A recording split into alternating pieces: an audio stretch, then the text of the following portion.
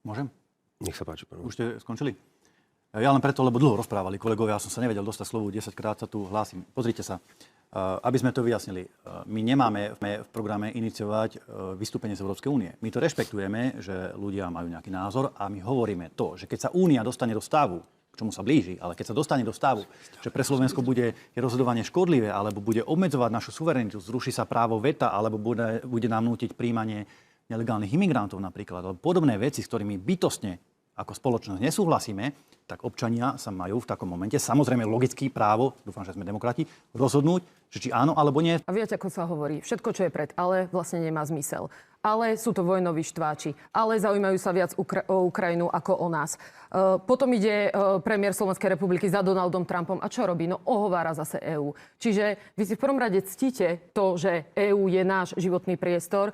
Takže nehrozí už zánik svetovej civilizácie, tak ako to hovoril Donald Trump, alebo sme už z toho najhoršieho vonku, ako to čítate? To bolo, že jednej civilizácie. Jednej civilizácie, hej. Zavládne mier na Blízkom východe? No to snáď, a nechcem povedať, že to snáď vie iba Donald Trump, lebo podľa mňa on ešte dnes nevie, že čo sa stane po obede. Ale ja len k tomu chcem dodať, že toto je šialená situácia spôsobená vašim šialeným priateľom, pretože vy, či už ste ho podporovali počas... Pozrite sa, pán Uhrík, to máte jednu z tých vašich fotiek, ale ja mám ešte aj citát.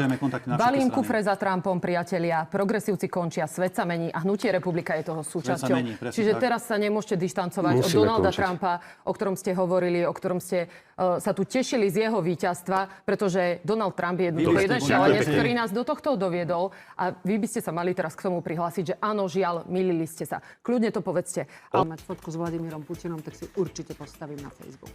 Beate Jurík z Progresívneho Slovenska. A ja ďakujem pekne a ja určite fotku s Vladimírom Putinom mať nebudem a budem na to hrdá, že ju nemám. Jurajovi Krupovi z SAS. Aby ste si ju vytetovali na chrbát. A